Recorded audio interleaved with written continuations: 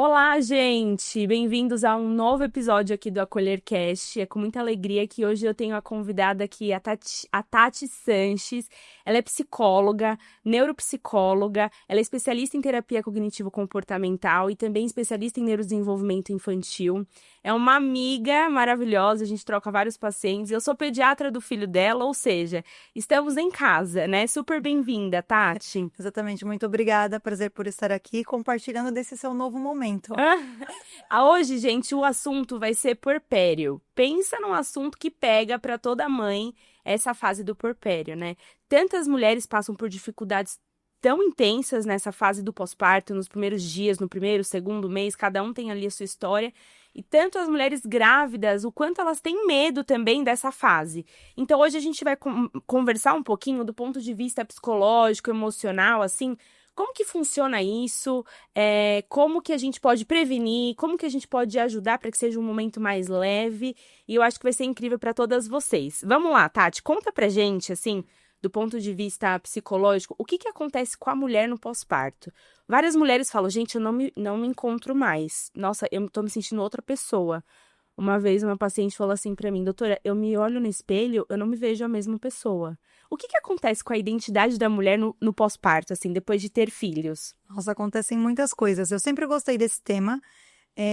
Eu estudava, eu já tratei pessoas, inclusive, com depressão pós-parto. E então isso já morava no meu coração. E depois da maternidade, ficou ainda mais aflorado, porque eu pude conhecer na pele o que que é aquilo que as pacientes traziam e que eu só conhecia por meio dos livros e dos estudos, né? Dos guidelines que a gente acaba lendo por aí. Então, assim, o puerpério é um período de maior alteração hormonal do ciclo vital da mulher. Então, isso por si só já é extremamente estressor.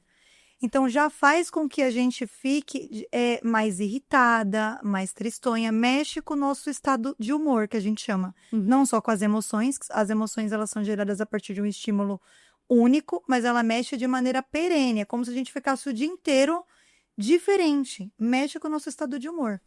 Então, isso já é, inclusive, um sinal de risco para o adoecimento, que seria, por exemplo, as depressões pós-parto, que acontece aí em média de 20% da população no pós-parto. Então, 20% das mulheres terão ou terá depressão É pós-parto. muito alto, né? Essa É muito estatística. alta a prevalência. E o difícil, assim, eu acho que da identificação desse estado é que muitas pessoas acham que é frescura, muitas mulheres às vezes acham que é normal se sentir tão triste, né, naquela fase. Como que a gente consegue identificar, assim, até que ponto é normal?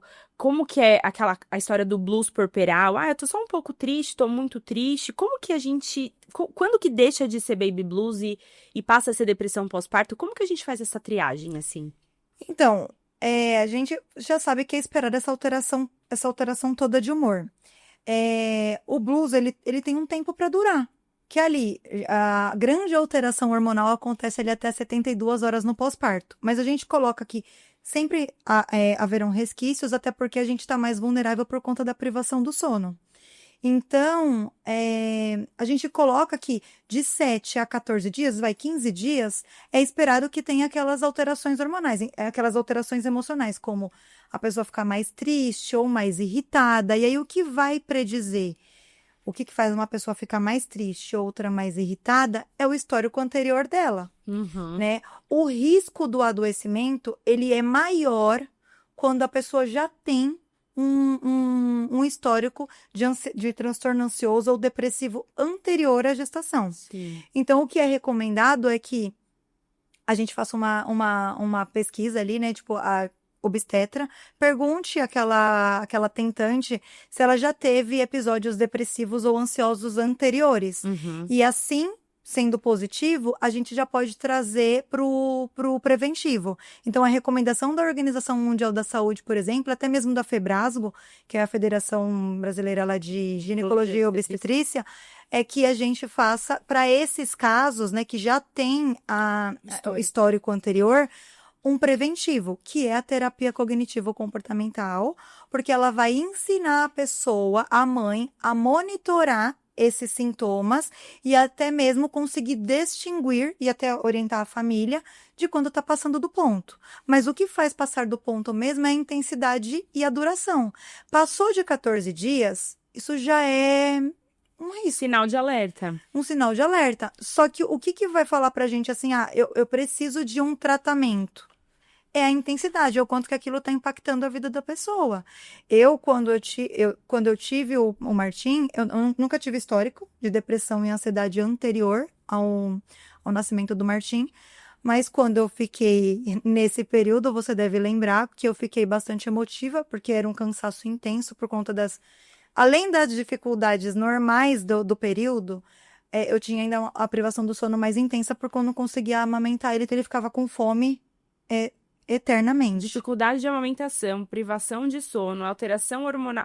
Me deixou muito vulnerável, muito vulnerável. Então, eu adoeci.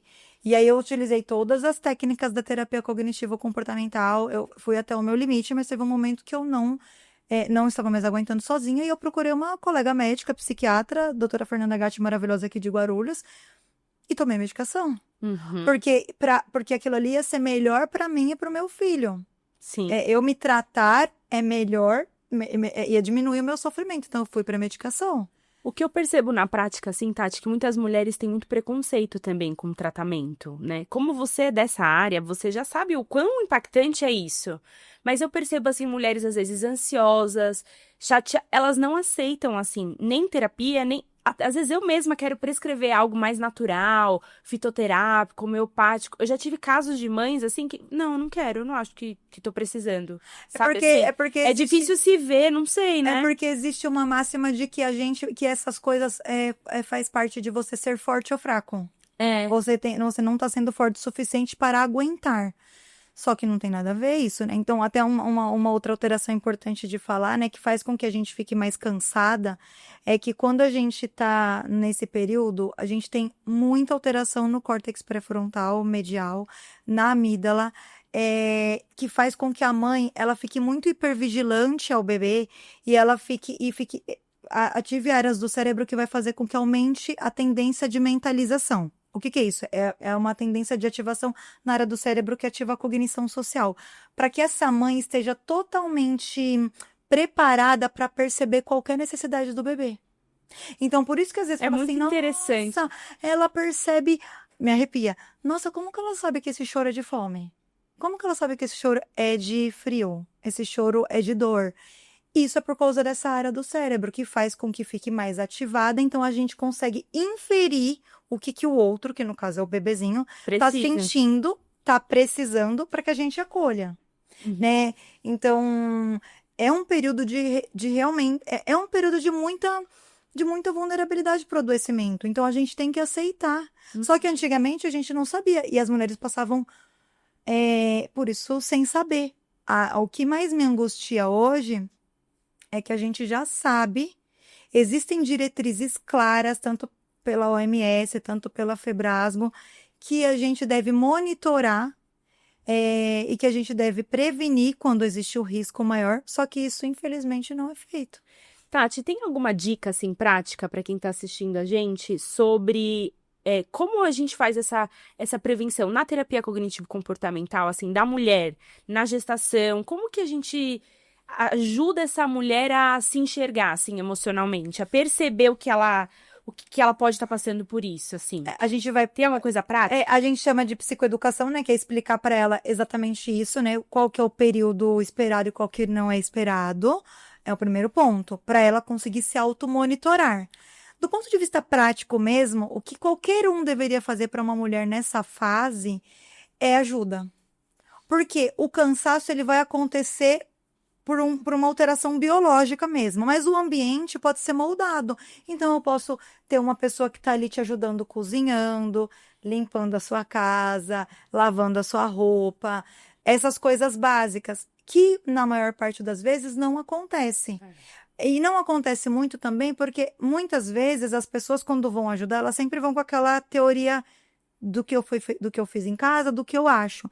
E aí, para a pessoa que já está vulnerável, se eu já estou com um viés mais depressivo, qualquer fala que o outro trouxer, eu vou distorcer para o negativo. Então, às vezes... Então, assim, não dê dicas. não dê dicas. Somente ajude. Nossa, isso é super importante. Eu lembro no porpério do Joaquim que tinha uma moça trabalhando em casa, né? Antes dele nascer, a gente, enfim, falei, não, vai ser ótimo, vai ter uma pessoa em casa ajudando e tal. Menina, essa mulher me deixou tão estressada. Porque ela ficava, além de ir em cima de mim, dando pitaco, literalmente. Ah, esse menino tá chorando demais. Ele deve ter alguma coisa. Eu falava, gente, pelo amor de Deus, esses pitacos do início são terríveis, assim, terríveis. Como que a gente faz, Tati, na mulher que já tá no puerpério, que passou... Eu tive um caso, lembrando agora, falando com você, de uma mulher que teve psicose puerperal. É bastante prevalente, mas não tanto quanto a depressão. E aí vale sempre lembrar, gente, quem vai ter, geralmente, o que faz uma pessoa ter psicose, ter depressão, ter ansiedade, toque. Por exemplo, eu tive uma paciente que teve toque moderado a severo. Na primeira gestação dela foi quando ela chegou até mim. E depressão leve, junto, né? Nesse primeiro episódio de gestacional ali e de puerpério. Depois disso, ela é uma querida, essa paciente. Se ela estiver assistindo, ela vai saber, porque depois disso ela é uma paredeira sem tamanho. Ela já tá na 4ª gestação. A filha dela mais velha tem 5 anos. E assim, ela, desde então, agora, todas as vezes que ela vai... Então, ela tem alta, né? Tipo, ela estabiliza. Ela estabilizou da depressão e do toque dela, teve alta. Mas aí ela engravidou, ela volta pra terapia. Ai, que legal. Isso Porque daí a gente vai monitorando. Uhum. Por exemplo, ela já não estava mais fazendo uso de medicação. Só que aí, como a gente fez um fator protetivo, porque na última gestação dela, ela ficou um pouco mais adoecida ali, mais intensamente, digamos assim. Então agora a gente está fazendo um preventivo já mais seguro, mantendo a medicação psiquiátrica dela, as que são seguras e recomendadas para quem está nesse período. Então, assim, é muito interessante, porque ela tá passando agora por uma gestação, inclusive, de risco. E ela Só tá que ela terapia? tá super bem. Ela tá super bem, ela tá conseguindo levar bem uma gestação que é de risco. Ela já tá na 20ª semana. Que legal. Eu fico acompanhando ali, ela louca. Na Atendi ela ontem. Que legal, que legal. E, então, falando dessa paciente minha que eu tive de psicose, foi muito triste, assim, porque ela conseguia amamentar, mas ela não queria o bebê de jeito nenhum. A gente teve que acionar o psiquiatra, o pai, ela teve que ficar sob vigilância mesmo, porque ela teve uma alteração, assim, super grave mesmo, né? E o quanto é difícil para a família. E às vezes a mulher demora para se expressar e as pessoas que estão ao redor também demoram para perceber, E né? no caso da psicose, por exemplo, a gente fala que a pessoa perde insight. Então, muitas vezes ela nem percebe que ela tá diferente, que aquilo ali é um risco, ela não percebe. Por isso que os cuidadores têm que ficar atentos. E por isso que é importante um rastreio bem feito antes.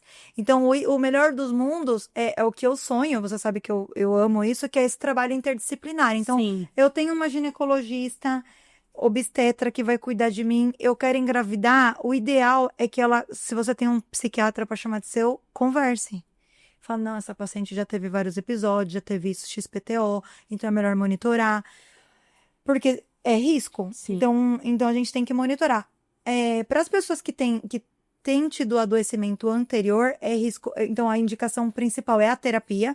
E para as pessoas que não têm risco, ou seja, para toda a população, o ideal era que a gente fizesse um trabalho psicoeducativo, sabe? Palestras, algum grupo, sabe? Assim, tem algumas clínicas que fazem, né? Grupos de acolhimento para as mães. Mas eu vejo muito isso voltado para as coisas mais práticas do dia a dia, como dar banho. Como não para amamentar. emoção, né? Não como com esse cuidado, mas poderia incluir. Isso é um Sim. trabalho interdisciplinar completo, entendeu? Porque isso, inclusive, é a recomendação mundial. Então, e é possível fazer. Só precisa um pouco de boa vontade, de integração da equipe, dos profissionais, né? Tem que se casar, tem que ser um ginecologista, um obstetra que, tipo, goste do seu trabalho. E assim, a gente consegue... Eu acho que seria uma forma interessante de prevenção, assim, né? Porque a mulher já tá antenada com o que pode acontecer, quando, como, né? Como lidar. Porque eu percebo, assim, que elas guardam muito também, Tati. Porque fica Os sentimentos, porque tem tantos sentimentos malucos. Mas sabe por que elas né? guardam? Porque elas não sabem que aquilo é normal, não sabem o que vai acontecer. Então elas têm medo de falar e parecer que elas estão loucas mesmo. Assim, Exatamente. Estão achando que eu não devo estar normal, então eu não posso falar porque devo estar louca. Então vem várias coisas coisas assim que distorcem. Eu tava vendo a Mariana Rios, que é uma super famosa, que tava louca pra engravidar, ela engravidou e ela teve um problema super grave, então ela sumiu das redes sociais. Ela falou, voltou, falou, gente, eu achava que as pessoas entravam nisso porque elas não estavam totalmente preparadas para a maternidade, mas que eu ia me preparar. Mas não é isso. Que é uma figura pública, sem falar, eu achei bastante interessante, sabe? Então, eu acho que assim, que nem, por exemplo, você acaba sendo o próprio pediatra. Eu vou falar pela minha experiência com o Martim, como ele foi prematuro, a gente teve um contato muito intenso nos primeiros meses. Talvez você, o pediatra para monitorar, é melhor até mesmo do que o obstetra. Porque eu não tá vi ali minha... direto. É porque eu só vi minha obstetra, tipo, no primeiro mês ali. Sim, sim. E eu fui parto normal, fui super tranquilo, então não vi mais ela. Você ouvia Direto. meio que sempre. A gente tava falando pelo WhatsApp, tipo, você dava aquela assistência, então você via. Então, assim, uma das... a gente tem um instrumento validado que tem uma boa consistência interna, né? Um alfa de coromba bem positivo para a população brasileira e é uma escala super fácil de você aplicar no consultório. Sim. Então, você pode começar a Super incluir legal. isso nos seus rotina. pacientes de recém-nascidos. Sim. E aí você já aplica, coloca isso no seu protocolo de primeira consulta, Nas sabe? consultas, eu faço consulta pediátrica no pré-natal também, com a gestante, que é uma recomendação nova, né? Dos pediatras, enfim. Justamente pra gente também preparar essa mãe pro nascimento. Então, o ideal é você já perguntar esse histórico anterior. E eu converso bastante sobre puerpério nessa fase, porque às vezes os pais não sabem o que pode acontecer, né? E às vezes eu até falo pro pai, olha, ela pode sentir isso, sentir aquilo, e falo pra ela também agora algumas experiências de pacientes minhas, porque, por exemplo, eu já tive paciente que fala assim, doutora, eu chorava tanto, tanto, tanto no período do puerpério, porque eu achava meu bebê feio. E eu não tinha coragem de falar pra ninguém.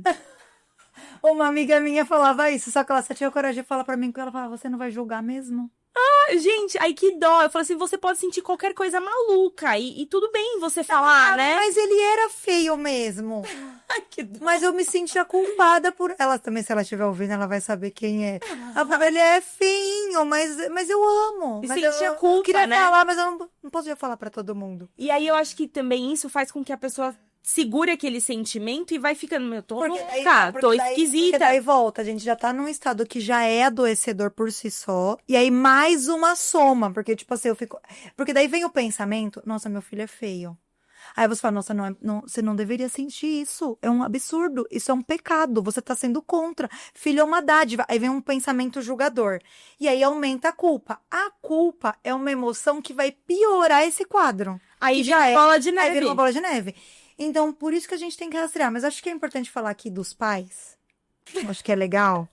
Primeiro, os pais, eles têm que ser ensinados também. Hoje em dia, assim, olha, é tão bonitinho que os pais são muito mais participativos. É muito fofo. Mas eles têm que ser ensinados sobre isso. Então, por isso que esse preventivo é interessante. Então, a gente pode incluir, talvez, algumas coisas, fazer uma orientação, um vídeo para essas pacientes. A gente pode pensar. Sim. Mas é interessante falar dos pais. Vocês sabiam que os pais também têm tendência de ter depressão pós-parto?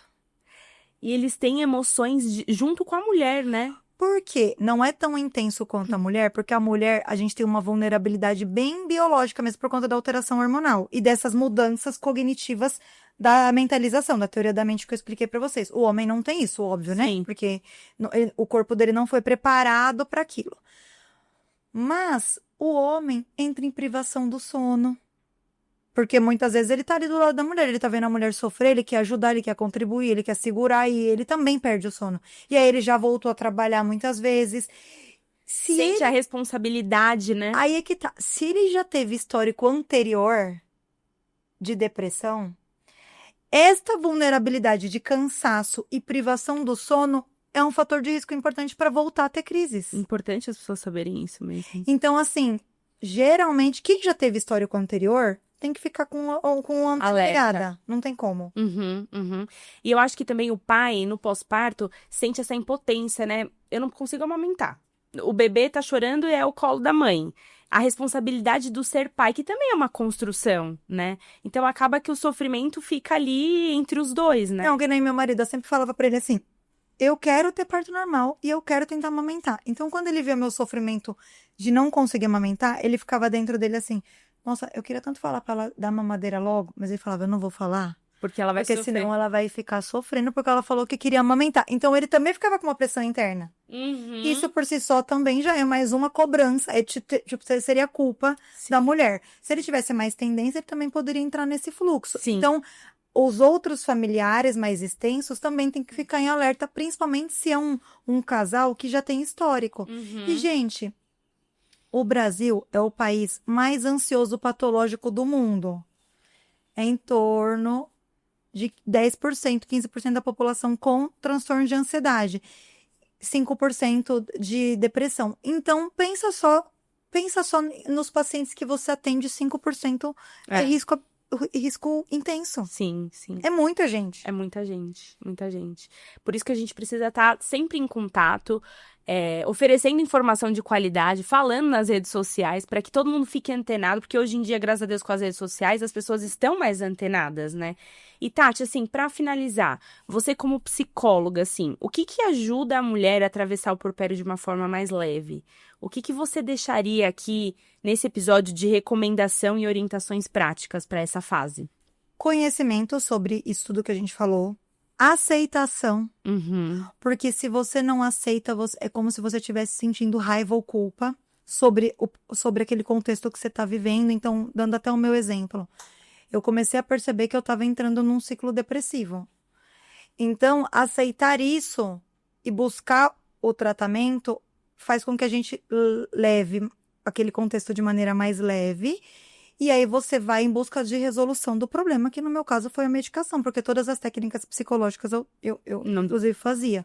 Mas realmente também não tinha rede de apoio, então era uma vida que realmente me deixava mais vulnerável. Então, isso é muito importante. É importante aceitar ajuda. Ajuda é necessária.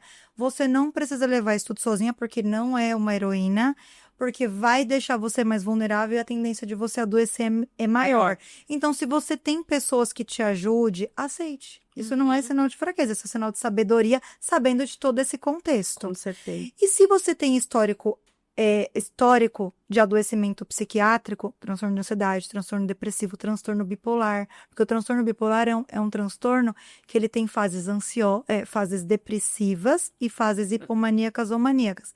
Então, você entra em fase depressiva, geralmente. Se você é um bipolar anterior, você tem mais chance de entrar numa crise novamente, só que numa crise depressiva, e aí volta o ciclo do adoecimento novamente.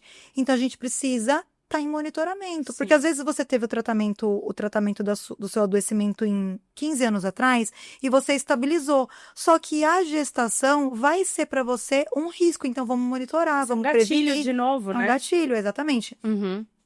E assim, familiares, ouçam também sobre isso que a gente está falando e tente orientar com cautela. Porque até isso, às vezes o jeito como eu vou falar pode fazer com que a mãe, receba de maneira distorcida, deturpada. Então, o ideal é que o familiar já oriente a pessoa antes. Assista isso, veja isso, porque daí ela já vai fazendo esses cuidados antes, porque depois ela vai estar vulnerável e a chance dela distorcer tudo é maior. Porque, gente, alteração de humor, eu brinco assim com os meus pacientes, sou bem lúdica, né? É como se você tivesse com uma lente de óculos suja. Você vai enxergar tudo turvo. Tudo sujo, diferente, tudo distorcido da realidade. Sim. E parece que você não consegue ter um entendimento assim, pera, será que eu posso tirar isso aqui e limpar?